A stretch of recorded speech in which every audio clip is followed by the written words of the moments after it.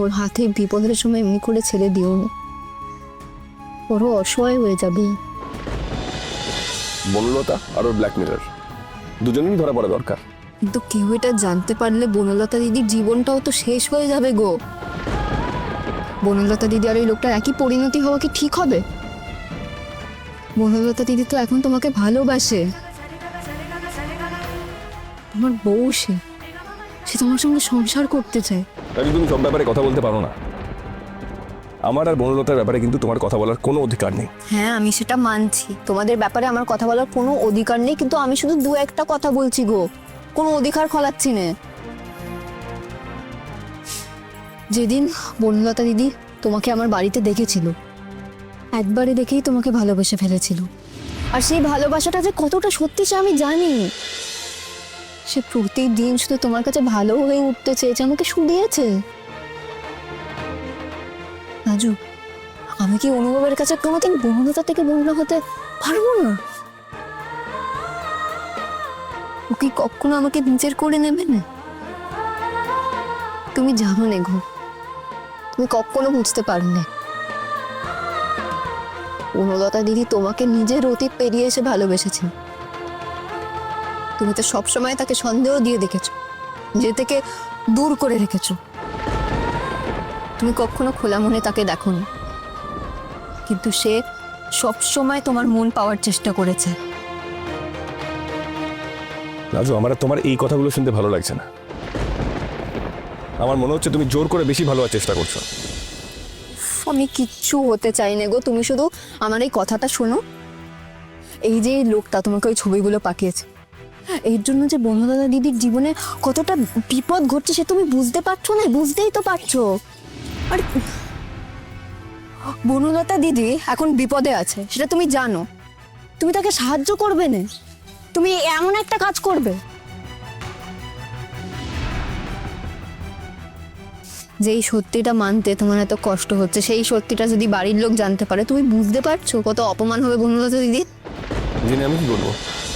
সে বিপদে আছে তার নিজের কারণে, আমি কেন মুক্তি যাব? সে তার অতীত গোপন করেছে, আনএথিক্যাল কাজ করেছে। শুধু আমার কাছ থেকে পালিয়ে গিয়ে নয়, সুদেবকে ইচ্ছে করে ভুলের ফাঁদে ফেলে পালিয়েছিল। ওর সবকিছু অন্যায় আমি ভুলে গেল, এটা আমি ভুলতে পারবো না। একটা মানুষ কি করে এত স্বার্থপর হতে পারে যে অন্য কারো কথা না ভেবে ওই কাজটা করতে পারে? সে রাত্রে ও সুদেবের সঙ্গে পালিয়ে যাওয়ার পর এমনটা তো হতে পারতো যে আমি তোমাকে না দেখতাম, হয়তো কোনো বদলোক দেখতো, তাহলে কি হতো? তোমার যদি সেই রাত্রে ক্ষতি হয়ে যেত, সেই ক্ষতির দায়টা বনলতার উপরে বর্তায় না? তোমার জীবনটা নষ্ট হয়ে যেত লাজু। দেখো, কি হলে কি হতো সেটা আমরা কেউই জানি না। ঠাকুর যেটা চান শেষমেশ সেটাই হয়। যা হয়েছে আমি শুধু সেটুকুই জানি। দেখো, আমি তোমাকে আবার বলছি, বনলতা দিদি বিপদে পড়ে একখানা ভুল করে ফেলেছে। তুমি জানি এই লোকটা একবার বাড়িতেও এসেছিল, ওকে দেখে বনলতা দিদির মুখখানা সাদা হয়ে গেছিল, ও চোখে কেবল ভয়ে ছিল। আমি তখনই খেয়াল করেছিলাম, কিন্তু বুঝতে পারিনি। ওই লোকটা না বনলতা দিদিকে ভয় দেখায়, নির্ঘাত ভয় দেখিয়ে টাকা হাতায়। আমি খেয়াল করেছি ইদানিং বনলতা দিদি কেমন যেন আনমনা হয়ে থাকে, কেমন যেন দুশ্চিন্তায় থাকে। ঠিক করে খায় নে, ঠিক করে কথা বলে নে, অকারণে রেগে যায়। সব তো ভয় পাওয়ার লক্ষণ। তার মানে সে বড় রকমের বিপদে আছে। এমন বিপদের সময় তুমি যদি তার পাশে থেকে সরে যাও, তাহলে তার পায়ের নিচে থেকে মাটি সরে যাবে গো। দেখো, তুমি আমাকে বলেছিলে আমি তোমার বন্ধু, আমি এটা বন্ধু হয়েই বলছি। ওর হাতে বিপদের সময় এমনি করে ছেড়ে দিও না, ওরও অসহায় হয়ে যাবে। আর এই পাশে কেউ না থাকা অসহায় অবস্থাটা আমি খুব ভালো করে জানি। সেটার দুঃখ, সেটার কষ্ট আমি ভালো করেই বুঝতে পারি। আমার চরম শত্রুয়েরও এমন হোক সেটা আমি চাইবো না। আমি তোমার বন্ধু, আমি তোমাকে বলছি তুমি থাকবে ওর পাশে, তুমি আগলাবে বনলতা দিদিকে। বাড়ির কাউকে বলবে না সে চুরি করেছে, আর এই ছবিও তুমি কাউকে দেখাবে না। কেন শুনবো আমি তোমার কথা? কি জন্য শুনবো? আমি শুনবো না। আমি তোমার তো এত ভালো মানুষ হতে পারবো না। অন্যায় করলে তার শাস্তি পেতে হয়, এটাই পৃথিবীর নিয়ম লাজু। আমি আমার বন্ধুত্বের দাবি থেকে তোমাকে এই কথাগুলো বললাম। এবার বন্ধুত্বের মান তুমি রাখবে কি না রাখবে সে তোমার ব্যাপার। লাজু, তুমি বন্ধুত্বের দোহাই দিয়ে অযৌক্তিক কথা বলবে, তারপরে তুমি এক্সপেক্ট করবে সেটা আমি মেনে নেবো। আমি সরি, ওটা হয় না। আমি যেটা ভালো বুঝবো আমি সেটা করব। আজ আমি একটা মুখোশ পরে মানুষের মুখোশ টেনে খুলে দেবো। ওকে যদি কেউ ব্ল্যাকমেল করতো তাহলে সেটা আমাকে বলতে পারতো, সত্যিটা বলে দিতে পারতো। না, সেটা না করে এরকম একটা জঘন্য কাজ করলো। আই এম সরি, সেটা মেনে নেওয়া যায় না। সত্যিটা বললে তুমি কি বনলতা দিদিকে মাফ করতে? এখন যেমন রাগ করছো সেটা করতে না?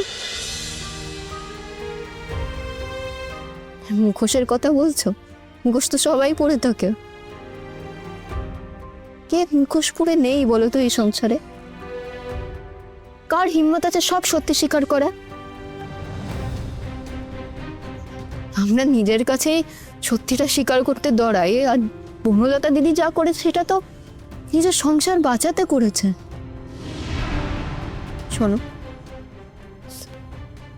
তুমি যদি বনলতা দিদির ওপর আঙুল তোলো আমি কিন্তু সব দায় নিজে নিয়ে নেব, বলে রাখলো বটে। আমি বলে দেব আমি ক্লাস করে চুরি করেছি, আমিই আসল চোর। কেউ বিশ্বাস করবে না। তুমি গয়নার টাকা কিছুই দেখাতে পারবে না।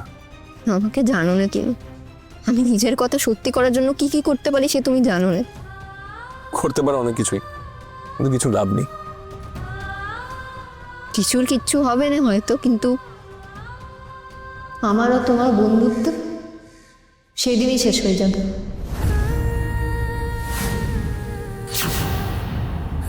তুমি তো আমাকে কোনো কথা দিলে না, কিন্তু এই কথা আমি তোমাকে দিতে পারি। এবার বাকি তুমি ঠিক করো, তুমি কি করবে। তুমি বনলতাকে বাঁচানোর জন্য তুমি আমার কাছ থেকে আমার সঙ্গে। হ্যাঁ,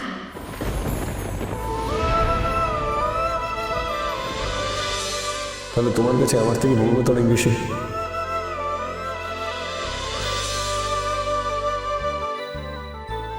তোমার এত এত বুদ্ধি নিয়ে তোমার যা মনে হয় তুমি মনে করো। আমি বাড়ি গেলুম, তুমি ভাবো।